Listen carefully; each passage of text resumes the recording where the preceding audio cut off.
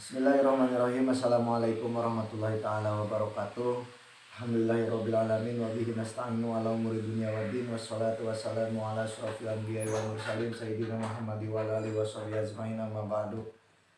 Pada kesempatan hari ini perkenalkan, nama saya Deris Rismawan, perwakilan dari Pondok Pesantren Darul Muta'alimin beralamat di Kampung Nagrak, Desa Girijaya, Kecamatan Bojongasi, Kabupaten Tasikmalaya.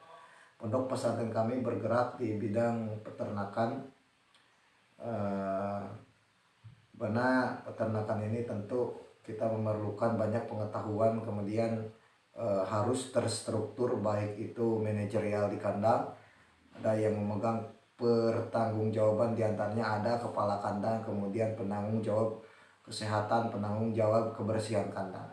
Nah, di perusahaan kami tentu ada nilai-nilai agama yang diterapkan. Ya, tentu ada nilai-nilai agama yang diterapkan. Yang pertama, ikhlas dalam melakukan pekerjaan. Karyawan atau santri yang bekerja, santri yang ditugaskan oleh kiai harus mengimplementasikan hasil dari ilmu agama yang diberikan di pondok pesantren, yaitu ikhlas dalam melakukan pekerjaan. Walaupun kita gaji santri atau kita bayar asin santri itu tidak seberapa, karena perusahaan kami masih bergerak di bidang startup atau terbatas dalam produk. Kemudian jujur dalam berbisnis, ya, jujur dalam berbisnis. Jadi santri dibiasakan ketika mereka bekerja, ketika mereka ditugaskan oleh kiai, dituntut untuk jujur, walaupun secara garis besar mereka tidak melakukan interaksi dengan konsumen, tapi kita menerapkan sistem seperti itu. Kemudian tidak ada pihak yang dirugikan. Ini mungkin sudah tidak asing lagi mendengar tidak ada pihak yang dirugikan, karena poin 3 ini merupakan salah satu kunci apabila perusahaan kita akan bergerak menuju ke jenjang yang selanjutnya atau pengembangan usaha.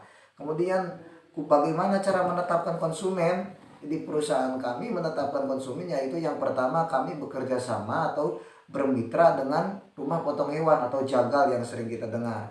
Yang sering kita dengar itu jagal. Namun ada tentu ada plus minus. Di antaranya rumah potong hewan itu ketika kita supply barang, ketika kita kirim bayar barang, tentu ada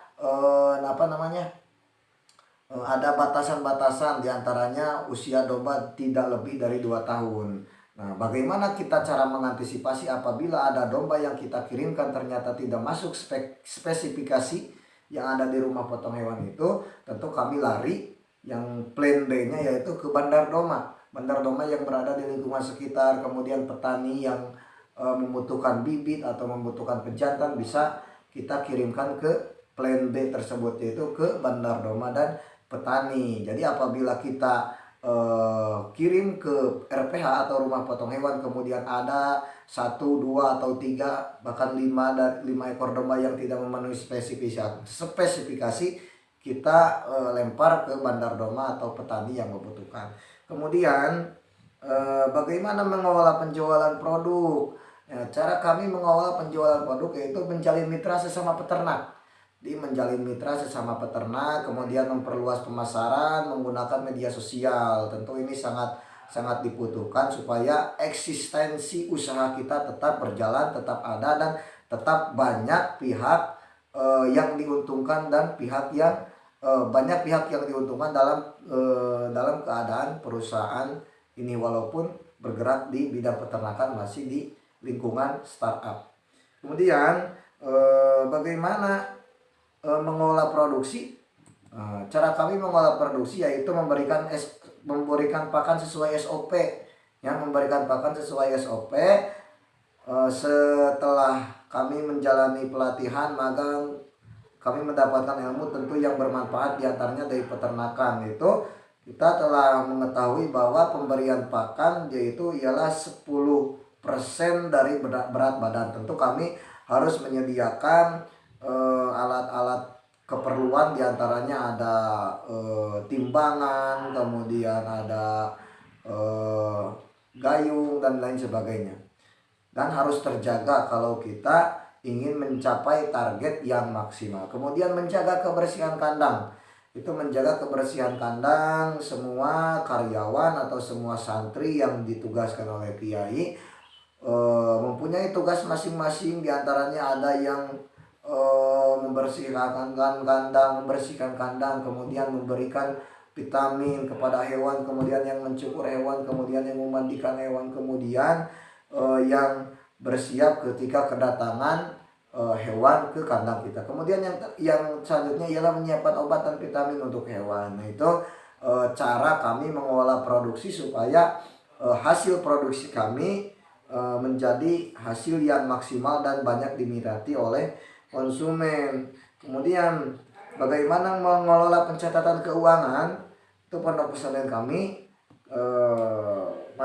masih dalam hasil dari pelatihan dan magang kemarin, banyak mendapatkan ilmu dan pencerahan, diantaranya cara mengelola pencatatan keuangan. Yang pertama membuat pembukuan keuangan, kemudian mengurangi resiko utang, kemudian merencanakan pengembangan usaha, memisahkan uang pribadi dan uang perusahaan, tentu itu harus terpisah, kemudian membuat anggaran secara berkala.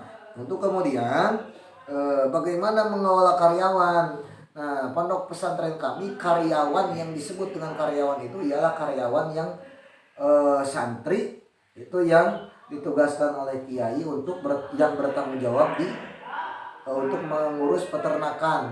Antaranya lebih banyak ialah alumni.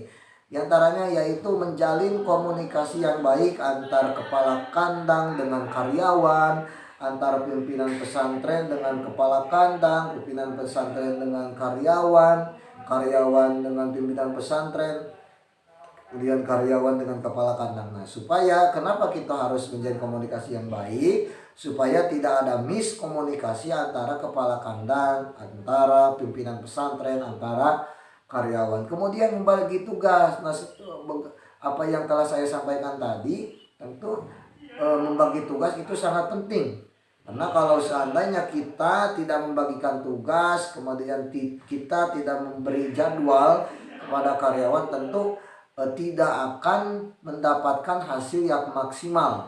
Produktivitas kami tentu akan menurun. Kemudian memberikan kesempatan mereka untuk tumbuh. Nah, kami selain itu juga memberikan kesempatan mereka untuk tumbuh, karena sebagian besar perusahaan-perusahaan baik pertanian, perkantoran atau perikanan, itu rata-rata si pemilik perusahaan itu tidak terbuka dalam mengolah ilmu, tidak selalu mengekang bahwa karyawan ini harus ini. Tapi di perusahaan kami tidak. Apabila ketika santri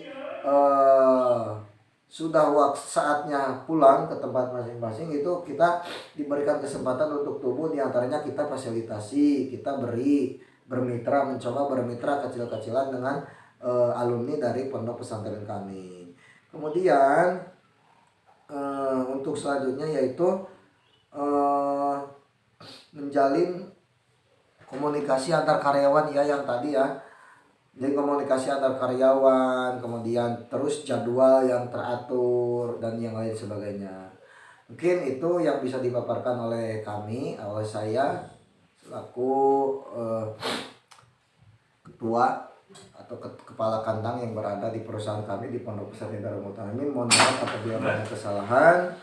Walau muwaffiq ila aqwamit thoriq. Wassalamualaikum warahmatullahi wabarakatuh.